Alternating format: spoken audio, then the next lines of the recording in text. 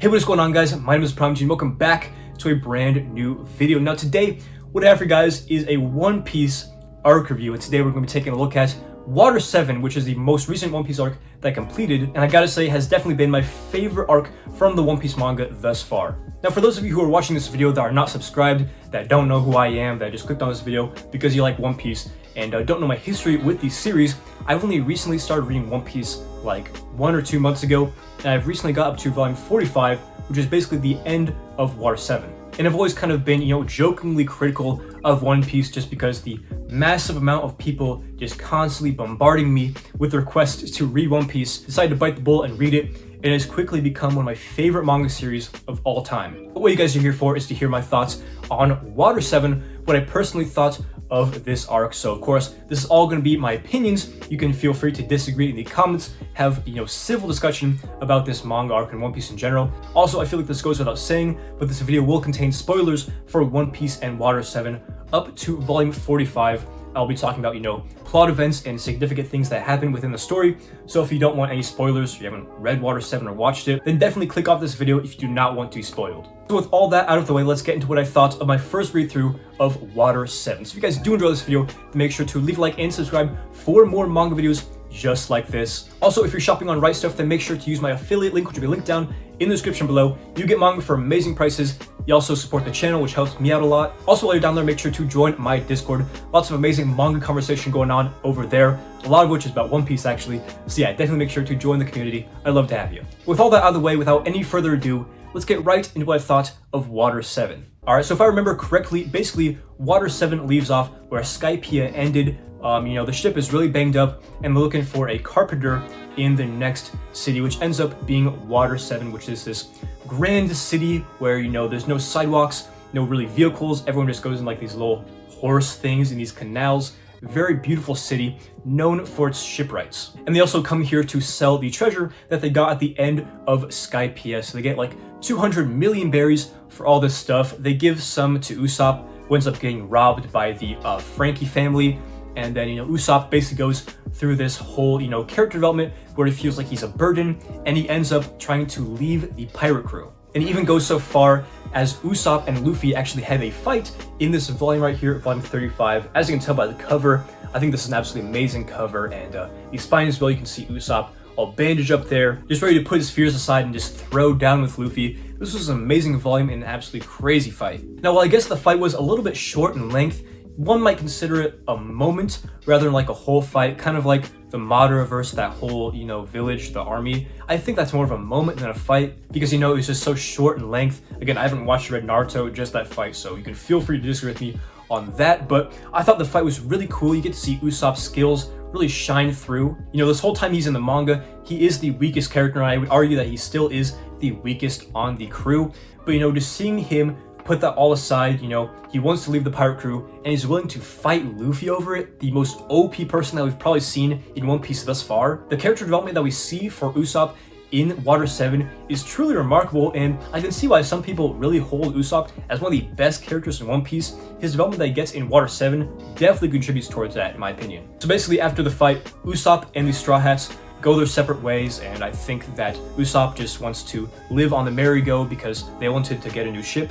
He wants to keep it because he's put so much work into it, understandably so. This kind of leads me into one of my critiques for this arc, something that I thought was a little bit overdone, and that was just how much Usopp actually cares about the ship. They kept referring to the merry-go as, a member of the crew, which I get, and I feel that the reason that this didn't really resonate with me is that I read all of this, like One Piece volumes up until volume, wherever this happened. I read this all in like a month, whereas some people have been reading this weekly or, as the volumes come out.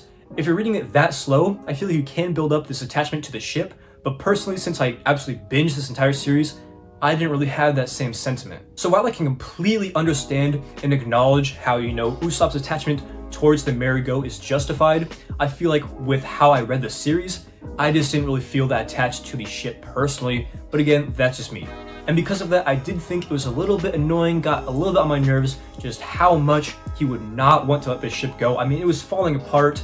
They couldn't sail. The best shipwrights in the entire Water 7 are like, yeah, you will not make it off this island with the ship, and then Usopp's like, I can fix it with my really crappy handyman skills. Just the fact that he was overly defiant really got on my nerves at certain points, especially when he's in like the secret base with Frankie, and he just will not let this thing go, even after Frankie like punches it and destroys half of it. I don't know, it didn't really bother me like too much, but it's something I figured I'd mention. Then of course, besides that, the second big thing that's happening in this arc is of course the kidnapping, or not really the kidnapping, but the disappearance of Nico Robin and her involvement in CP9, which are the government assassins, and their assassination attempts on Iceberg.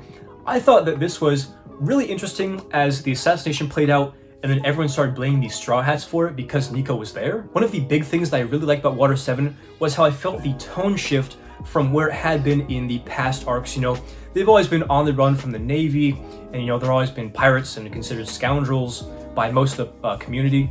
But in this arc in particular, the townspeople are convinced that the Straw Hats are behind the attempted assassination of basically their idol, their mayor of the city, and they're absolutely furious. They want these pirates dead. Just the fact that these pirates were framed for it, Usopp left the crew in a very dramatic fashion, and Nico Robin has just been like seemingly wiped off the face of the earth and is a bad guy, kind of considered to be a villain at some points. You know, it really does make the tone of this manga, or this arc in particular, a lot darker and more serious, which I really enjoyed.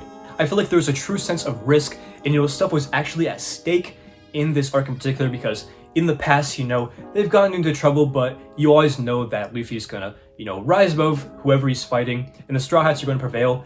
In this arc, even though I knew that was gonna happen, it was a lot less convincing. So yeah, I love the more dark tone of Water 7, made things feel like there was more at stake, especially when Robin was sent to the Enos Lobby, I believe it was what it's called, or the prison. Alright, so I know I absolutely butchered the name there. It sounded like I said Penis Lobby, but I believe that's pronounced Ennis Lobby after I watched this YouTube video, so hopefully I'm right now. But yeah, this arc was absolutely phenomenal. Everything from the fights to the emotional moments are absolutely top notch, and I'll go over some of my favorites from this part of the story. The first emotional moment that I'll mention is the backstory of Tom and Frankie and Iceberg as they were growing up, you know, under Tom, who made the ship for Blackbeard and was tried as a criminal. Then he built the sea train, obviously, and was cleared. But Tom said he didn't want to be ashamed of making the greatest ship of all time that Roger sailed on, so then he was eventually killed, I believe, or executed, or I forget exactly what happens. But the backstory from seeing Tom and Frankie and Iceberg all grow up in the past was really, really special. And it's because of this backstory that Frankie is becoming one of my favorite Straw Hats in the entire crew, and he like literally just joined at the end of this arc. The second emotional moment that really stuck out to me is when, you know, they're confronting Robin. She's up on that like little balcony thing, and then all the Straw Hats, including the Sniper King, are standing up, and they all have their arms crossed, and they say, "We want to hear you say, I want to die," or say, "I want to live." And you know, again, a very emotional moment. Really shows the stubbornness of Luffy and the Straw Hat Pirates. They're not willing to let go of their beloved crewmate, even though, you know, she's been kind of shady. She's still keeping secrets from the Straw Hat Pirates. They believe in her and they value her as a friend and as a crewmate, which I thought was very, very special. Speaking of Robin, the last emotional moment that I really want to talk about in this was, of course, the backstory that you get with her back on Ohara. Basically, the majority of Volume 41 is just following Robin as a child who basically had nothing but archaeology, and then she got caught up with, you know, investigating the poneglyphs, I believe is how you say it, which is a crime that is punishable by death. And then they call in the Buster Call to basically obliterate everything on the island, but alas, Robin is allowed to live. And yeah, lots of emotional moments in this one volume alone. After I got done reading it, it's just one of those things that made me really appreciate being a manga fan, because just experiencing a volume like this that's so emotionally impactful, exciting, and just overall super interesting towards the plot of the entire manga that I've read so far. I can confidently say that no manga has ever done a backstory as well as One Piece, unless you're counting like Golden Age of Berserk. But just each character's backstories are done extremely well, made to be very emotional and impactful. And I think that's one of the reasons why I love One Piece so much. As for the fights, all the fights here in this arc are absolutely amazing. You know, the whole time they're storming the prison, it's very cool to see how everyone comes together for this common goal. And then, you know, we have the Luffy and the Pigeon Man fight. I forget his name, but you know, the big Jaguar guy. Really sick fight, and you get to see Luffy's new Gear 2nd and Gear 3rd, which of course leads to awesome moments, you know, like when he punches through that big wall with Gear 3rd. I mean, super, super sick. I did feel like there was not quite enough time for these time where we saw them like assassinating Iceberg, and CP9 is absolutely OP, and then a short time later, and then all the Straw Hats are standing toe-to-toe and end up completely annihilating all of CP9. It just feels a little bit unrealistic to me. I guess if you can say anything about this manga is realistic at all. The Sanji fight was really cool against that guy who was like had armor made of ramen, where he used the knives in the kitchen and to cut them all up. That was a super sick fight. Basically, all the fights in this manga are great, and all the emotional moments as well were absolutely on par with what I'd come to expect from One Piece, if not exceeding my expectations. The last thing that I want to mention is how Oda created this sense of presence and of, being behind the prison gates. Even though we never actually get to see what lies past them and we never get to see the prison, it felt like it was so real, and the constant looming threat of Robin being taken behind those gates to never return is super present. As I was reading the Enies Lobby arc, my mind was just going to what's behind those gates, what the prison is like, and my mind was able to create this image of what it was, all the torture, the horrors, the things that go on down there, how all the pirates that are convicted judge the people come in and they're always guilty just because they want new people down there to torment, as well as the big moat with all the Neptunians to prevent anyone from going after once they've, been through the gates. Really crazy. And even though we don't get to see this part of the island at all, we don't get to see a single panel of the inside of this prison, if I'm not mistaken. This feels like one of the most interesting places in the One Piece world thus far, and we don't even get to see it at all. This really is a testament to Oda's world building and how he's able to create this vast world that's deeply interesting, even in a case like this where we never even get to see this place that's so interesting. It just takes your mind there from all the context surrounding it. So overall, what did I think of Water 7, my first read through? I don't think this is an unpopular opinion, but I think that this is going to be one of the best One Piece arcs in the entire series, and definitely the best one that I've read so far. I really enjoyed the drama with Usopp and Robin, as they're kind of trying to depart from the Straw Hats, and how we get to see the true character of all the characters shine through in this arc, as well as the darker tone where it really feels like the Straw Hats are at risk of losing something in several fronts. There's some absolutely classic emotional moments, such as the backstories behind Robin and Frankie and Tom and all them, as well as some crazy fights with some new forms, new power-ups. It's all absolutely amazing. And of course, I gotta mention the addition of the new crew member, Frankie, who is looking to be one of my favorite Straw Hats on the entire crew after just this one arc. So I'm definitely very excited to see him and the Straw Hat Pirates continue to travel across the seas in the coming One Piece arcs. Anyways, guys, that's going to wrap it up for this Water 7 review, or I guess my impressions of Water 7. You can go so much deeper into this arc. I feel like there's so much content that I maybe didn't even pick up on, or I didn't feel like I had time to talk about in this video. So definitely leave some comments below if you want to discuss this arc with me.